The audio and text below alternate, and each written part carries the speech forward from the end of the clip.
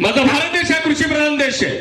माझा भारताचा हा लाखाचा पोशिंदा असलेला शेतकरी दररोज काळ्या मातीमध्ये कुळवाच्या आणि नांगराच्या हजारो धावा काढतो, पण कधी पहिल्या पानावरती झळकलं जात नाही.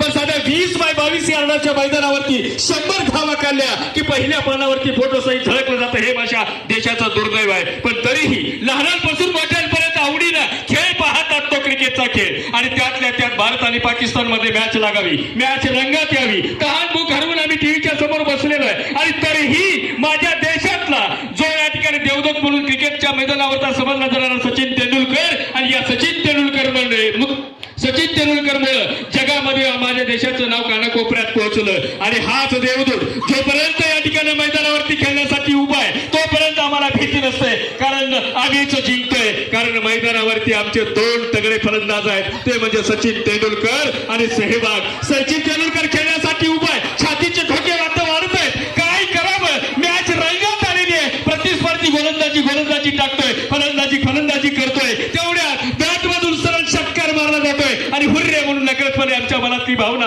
बाहेर येते. तरीही जीव ओतून डोळे तहान भूक हरवून आम्ही घरातले सगळे टीव्हीच्या समोर बसलेले. गोलंदाजी टाकतो आहे, फलंदाजी करण्यासाठी तेवढ्यात गोलंदाजाच्या बॅट मधून सरळ पडलेला तो षटकार ठरतोय आणि पुन्हा एकदा हुर्रे नावाची भावना आमच्या मनामध्ये येते. तरी का कुणास ठाऊक आम्हाला वाटतं आमचा विश्वास आहे, कारण आमच्या मैदानावरती सचिन तेंडुलकर आणि सेहवाग खेळण्यासाठी उभे आहेत. पुन्हा गोलंदाजी टाकते.